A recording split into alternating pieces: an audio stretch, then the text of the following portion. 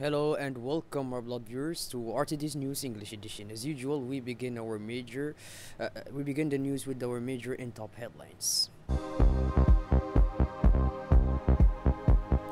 head of state inaugurates a FIFA Academy.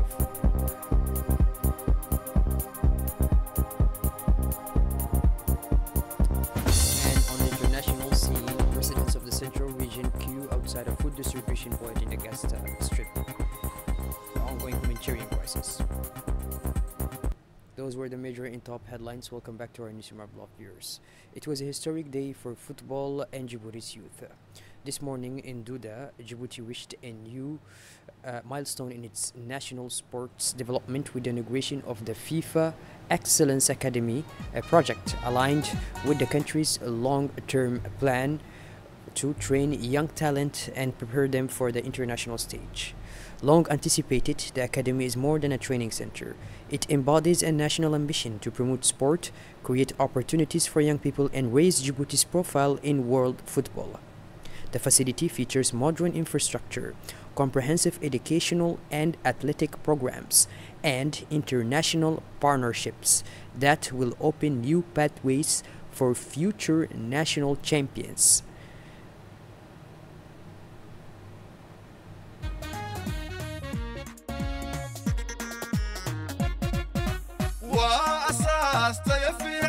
أفكار قيسي كباقي أكاديمي غمانتا أينو قادنا أدونكين هذا أبا كباقي إكسلونس مدحويني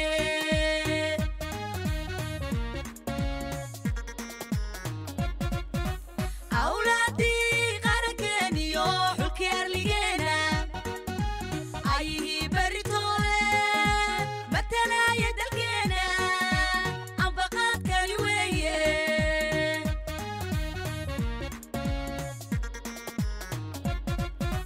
أولادي غاركيني يوحو الكير لينا أيه بريتولي مثلا يدلكينا أنبقات كاليوية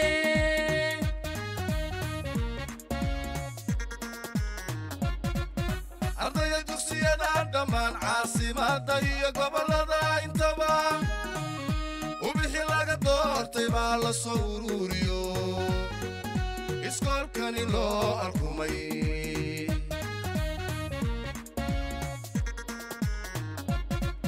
أرضي الدكسية دمان عاصمة ضي قبل ذا انتبه وبحي This morning in Douda, His Excellency, the President, Mr. Ismail Omar Guelleh, inaugurated the FIFA Excellence Academy, marking a major step for national football development and for Djibouti's youth.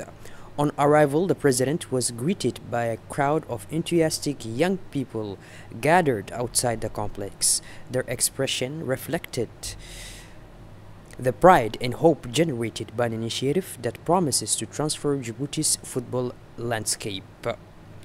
The Prime Minister, His Excellency Mr. Abdelghader Kamil Mohammed, the Speaker of the National Assembly, Honorable Dalita Mohammed Dalita, and the President of the Djiboutian Football Federation, Suleiman Hassan Wabari, joined the head of state in the reception.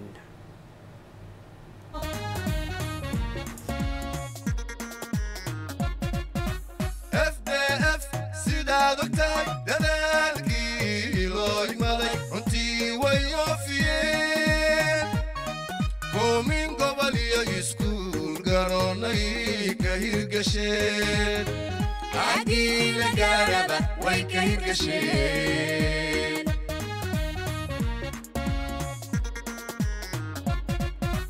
FDF سيدا دكتاي دلالكي لوي مالي انتي ويوفيين كومين قبلي يسكول قروني كهير قشين عقي Traditional ribbon cutting. Following the welcome, the President performed traditional ribbon cutting to formally open the academy and launch its activities. The crowds and officials' applause underscored the symbolic and historic significance of the moment. The academy includes modern infrastructures, And for boarding students, a state-of-the-art lecture theater, FIFA standard pitches, and auxiliary spaces for physical preparation and educational activities, ensuring full support for young talent. Following the ribbon cutting ceremony took place in the Academy's amphitheater. The atmosphere was warm and convivial, reflecting the participants' enthusiasm and pride in underscoring the project's importance for Djibouti's youth. At the event, President Ismail Omar Guelleh, accompanied by government members including Prime Minister Mr. Abdelkader Kamel Mohammed, Speaker Delita Mohammed Delita, Speaker of the Parliament, and Djiboutian Football Federation President Suleiman Hassan Wabari, officially received the FIFA Academy accreditation. This designation makes the Academy the second of its kind in Africa and the 10th worldwide. Underlining the initiative's excellence and international recognition, the project aligns with Djibouti's Vision 2035, aimed at developing national talent and positioning the country on the global sports stage. This year, the Academy admits 40 young talents, 20 girls and 20 boys, with plans to expand enrollment to more than 200 students next year. The Style Michet provides full training facilities, including modern dormitories, an amphitheater, FIFA standard pitches, relaxation areas, a clinic, educational spaces, and physical preparation facilities, ensuring a safe, high-performance environment for young footballers. The ceremony highlighted the President's and government's commitment to football development and youth training, reinforcing ties between authorities and students and reflecting national pride and the hope inspired by this ambitious project, a sign of promising future for Djiboutian youth. Young Academy members addressed the gathering with testimonies and brief statements highlighting their excitement and aspirations. Several students spoke about the opportunity to receive professional training and education, expressing gratitude to the authorities and partners for the chance to develop both as athletes and as students.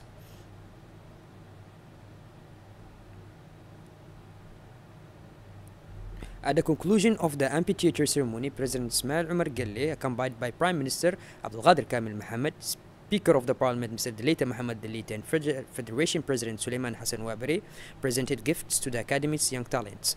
This gesture aimed to recognize and encourage the students, rewarding their commitment to the sport and their discipline within the Academy. The symbolic but meaningful gifts were presented personally, reinforcing the connection between the country's top leaders and the young beneficiaries. This moment underscored the high priority placed by Djibouti's leadership on supporting youth development and nurturing national football talent from an early age on. Now let's listen to the President of the Republic, His Excellency Mr. Ismail Omar Guelleh.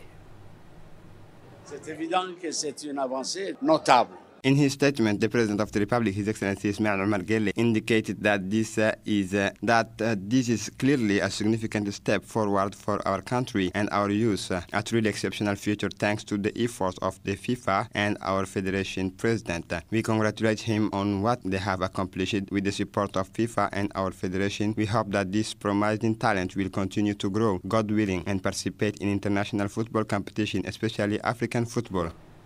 The President of the Djiboutian Football Federation, Mr. Suleiman Hassan Wabari, also addressed the audience. His remarks followed the head of state speeches and focused on the Federation's commitment to youth development.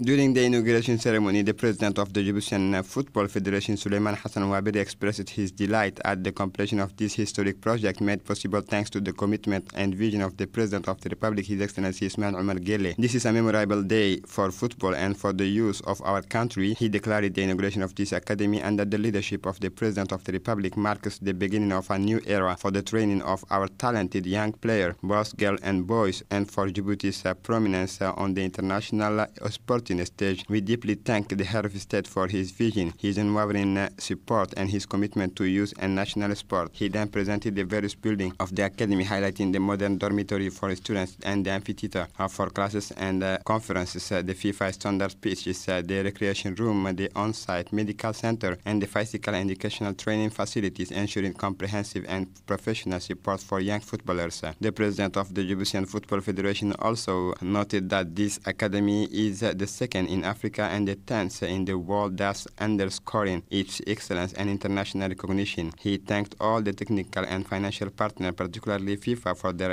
invaluable support, emphasizing that this success is the result of a national and international collaboration made possible by the determination and strategic vision of the head of state. We are proud to be able to offer our youth an environment of excellence, he concluded, and we extend our sincere thanks to the President of the Republic and all the partners for their vision and commitment. This academy is now a symbol of hope, progress, and the future for Djiboutian football.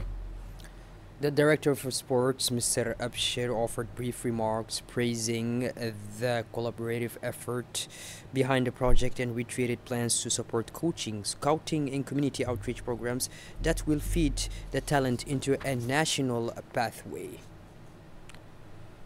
In Damarjog, a decisive step was taken against malaria. Following the official ceremony, the President visited the Entomology Laboratory in Damarjog, a scientific facility expected to play a central role in the country's malaria control strategy. Located in the heart of the locality, the laboratory is a pillar of the new public health policy aiming to sustainably reduce the diseases in disease nationwide. Research teams are developing an innovative technology focusing on interpreting the reproductive cycle of the primary female mosquito vector. Scientists identify, isolate, and neutralize the strains responsible for mosquito regeneration, preventing the insect's propagation before it poses a threat to communities. This approach, combining entomology, biotechnology, and environmental surveillance, offers a sustainable alternative, an alternative to conventional insecticidal treatments which are increasingly limited by mosquito resistance. For health authorities, the Damarjog facility constitutes a major step in the national strategy to marginalize malaria over the medium term. The President hailed the laboratory as a scientific tool for the future, stressing that the fight against vector-borne diseases requires innovation, rigorous monitoring, and the mobilization of skilled human resources.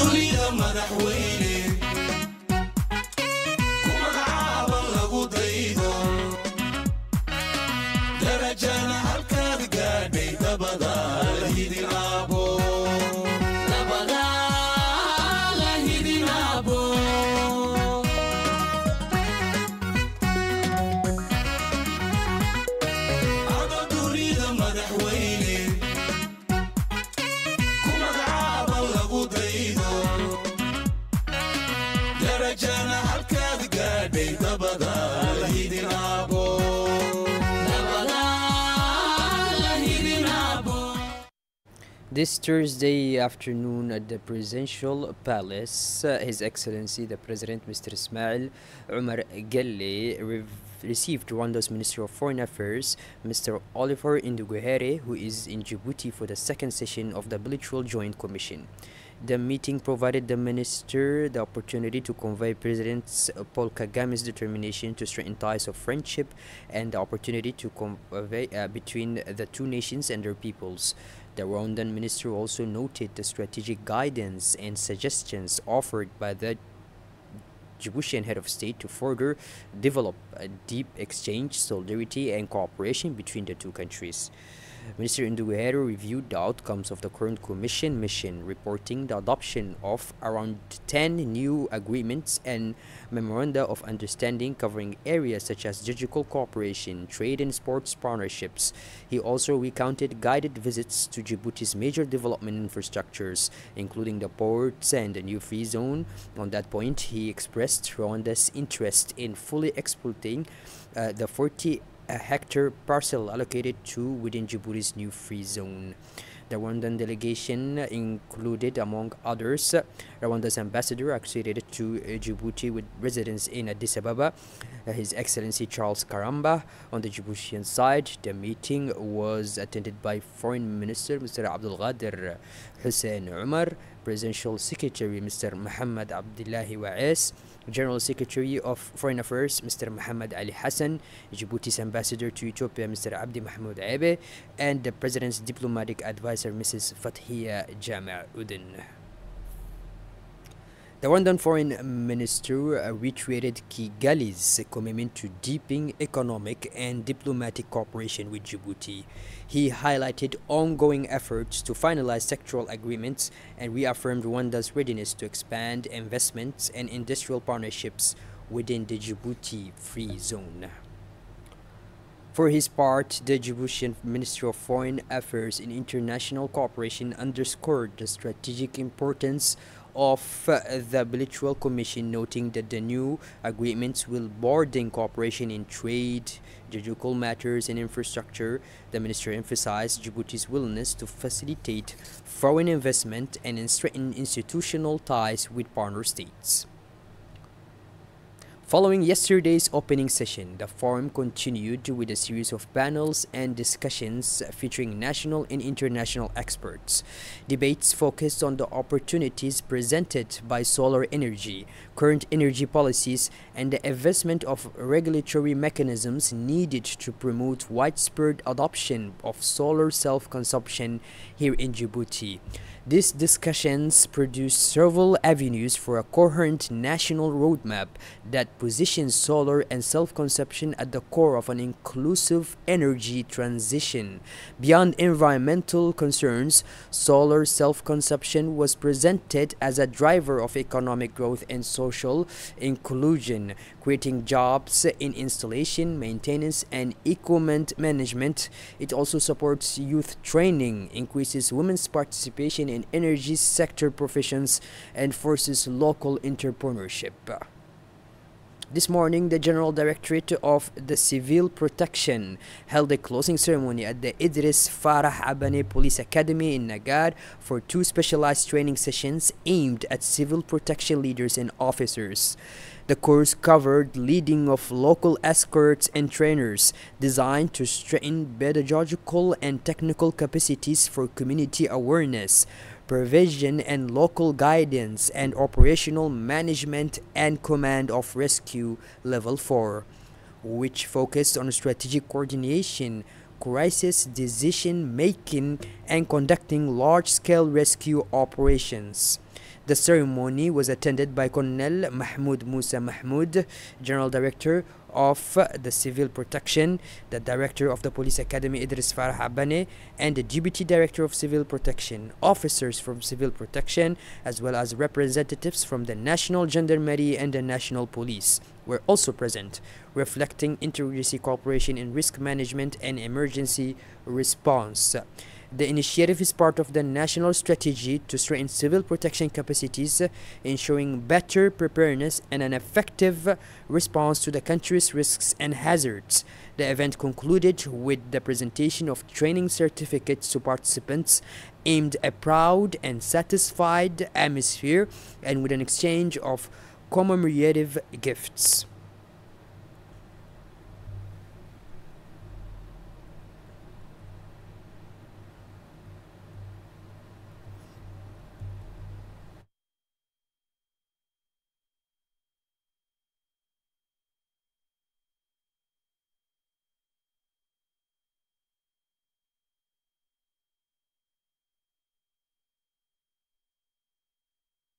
The commanding officer delivered remarks stressing the strategic value of ongoing training in integrity cooperation. He highlighted recent improvements in cooperation readiness and urged continued investment in professional development and to ensure effective crisis management across the national emergency response system.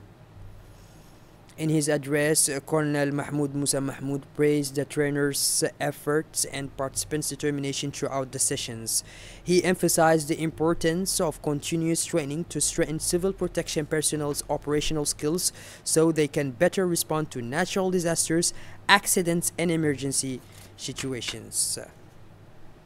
Shifting gears towards the international scene now, where in Gaza, after the ceasefire, the challenge of humanitarian assistance is still there. More details with Muhammad Adan in the following report. in Gaza after the ceasefire. The challenges of humanitarian aid residents of central Gaza line up on Tuesday outside of a food distribution. While the ceasefire agreement between Hamas and Israel offer a moment of respite on the military front, people are struggling to cope with the cost of living due to soaring prices and the lack of income. For many, charity kitchen remains the only option. Despite the return of aid to Gaza Strip since the ceasefire came into effect last month, need is still outstripped supply as the territory has been devastated by 2 years of conflict. The African Union warns that the continent's debt continues to rise due to high borrowing costs and limited access to concessional financing, said Mahmoud Ali Yusuf, chair of the African Union Commission. Qasira. The Union warns of a continued rise in the continent's debt. African debt continues to grow due to high borrowing costs and limited access to concessional financing, warned Mahmoud Ali Yusuf, the chairperson of the African Union Commission.